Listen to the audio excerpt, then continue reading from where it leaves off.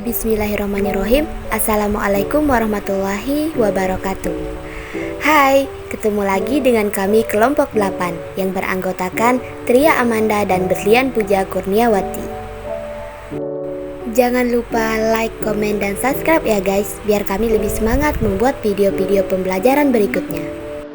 Nah, pada kesempatan kali ini kami akan membahas mengenai aturan di lingkungan masyarakat.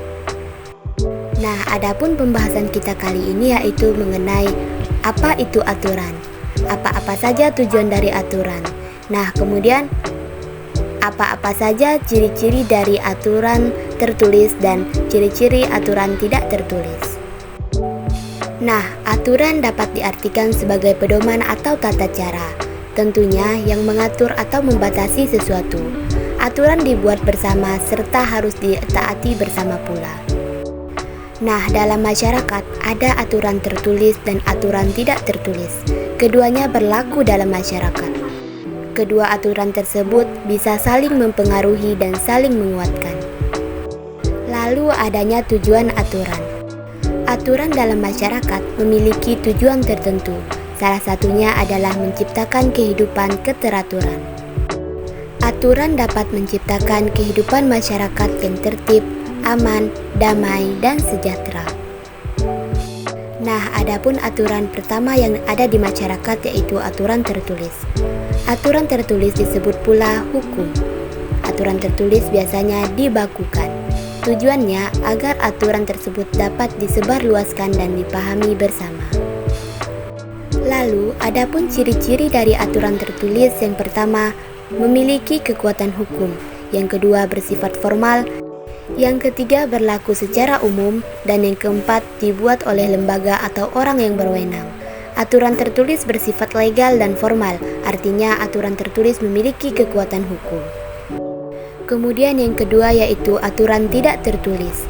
Aturan tidak tertulis disebut sebagai konvensi. Aturan tidak tertulis merupakan aturan yang disampaikan secara lisan disepakati bersama. Ada yang sifatnya berlaku di lingkungan setempat, ada pula yang sifatnya berlaku umum.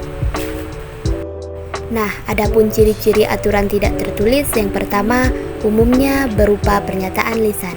Yang kedua, merupakan hasil kesepakatan bersama atau konvensi. Yang ketiga, berlaku pada sekelompok orang atau masyarakat tertentu. Dan yang keempat, tidak memiliki kekuatan hukum. Yang kelima, hanya berdasarkan nilai-nilai dalam masyarakat. Dan yang keenam, dibuat oleh masyarakat tertentu.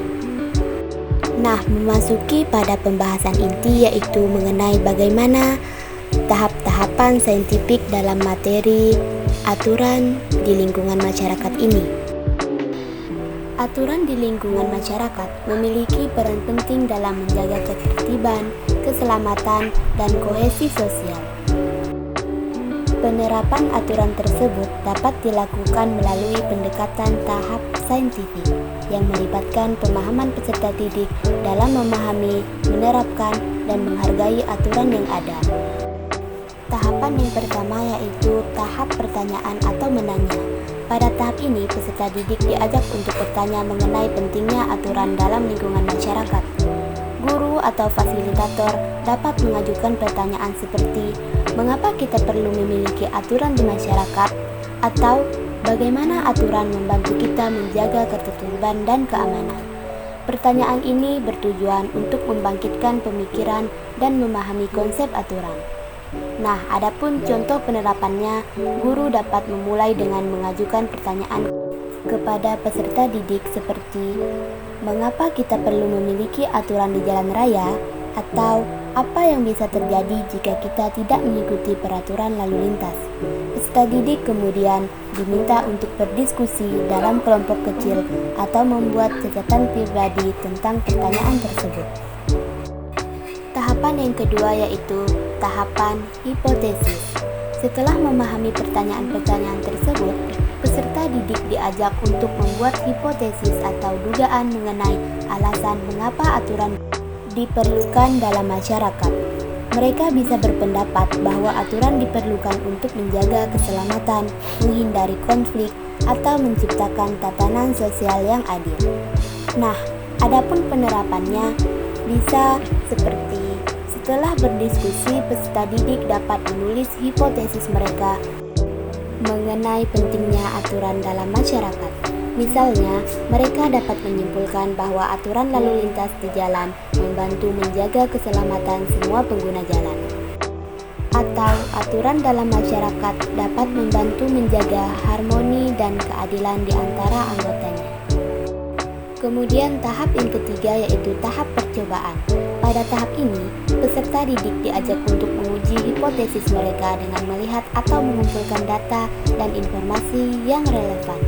Mereka dapat melakukan observasi, wawancara dengan orang dewasa atau anggota masyarakat, atau mencari sumber informasi yang dapat mendukung pemahaman mereka.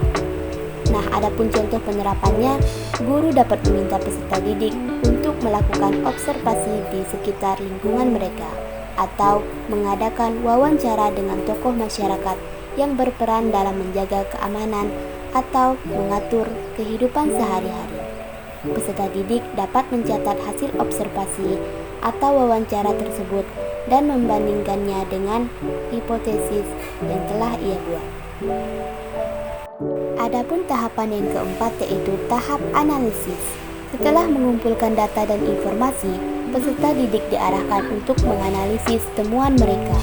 Mereka diminta untuk membandingkan hipotesis awal dengan data yang telah dikumpulkan, menarik kesimpulan berdasarkan informasi yang ditemukan, dan mengidentifikasi pola atau hubungan antara aturan dan dampaknya dalam lingkungan masyarakat. Nah, contoh penerapannya, peserta didik dapat menganalisis data hasil observasi atau wawancara yang telah mereka lakukan. Misalnya, mereka dapat mencatat bahwa adanya aturan parkir yang ketat di sekitar sekolah, mengurangi kemacetan lalu lintas, dan memudahkan akses bagi pejalan kaki. Mereka juga dapat menyimpulkan bahwa aturan yang melarang pelemparan sampah sembarangan membantu menjaga kebersihan lingkungan dan kesehatan masyarakat. Kemudian ada tahap kesimpulan. Pada tahap ini, peserta didik diminta untuk merumuskan kesimpulan berdasarkan analisis yang telah mereka lakukan. Mereka harus menghubungkan data yang dikumpulkan dengan pemahaman tentang pentingnya aturan dalam kehidupan masyarakat. Contoh penerapannya, peserta didik dapat merumuskan kesimpulan bahwa aturan dalam masyarakat berperan penting dalam menjaga ketertiban, keselamatan, dan keadilan. Mereka juga dapat menyimpulkan bahwa aturan membantu menciptakan lingkungan yang lebih harmonis, meningkatkan kualitas hidup, dan membangun hubungan sosial yang baik antar individu dan kelompok. Kemudian tahap tindakan. Pada tahap terakhir, peserta didik diarahkan untuk mengambil tindakan berdasarkan pemahaman dan kesimpulan yang telah mereka capai. Mereka harus siap untuk menerapkan aturan yang ada, menghormati aturan tersebut, dan mengambil tanggung jawab atas tindakan mereka dalam lingkungan masyarakat. Contoh penerapannya, seperti peserta didik dapat mengimplementasikan aturan yang telah mereka pelajari dengan mengikuti aturan lalu lintas saat bersepeda, menghormati jadwal dan tata tertib di sekolah, atau mengambil bagian dalam kegiatan masyarakat yang mendukung dan mempromosikan aturan yang ada. Nah, kami dapat menyimpulkan bahwa dalam keseluruhan proses ini, peserta didik tidak hanya memahami pentingnya aturan dalam lingkungan masyarakat, tetapi juga belajar untuk berpikir kritis, mengumpulkan dan menganalisis data, serta mengambil tindakan yang sesuai. Melalui pendekatan saintifik, peserta didik dapat membangun pemahaman yang mendalam tentang arti dan nilai dari aturan dalam kehidupan sehari-hari di masyarakat. Demikianlah pemaparan materi dari kami. Semoga bisa memberikan manfaat untuk kita semua. See you, bye-bye guys.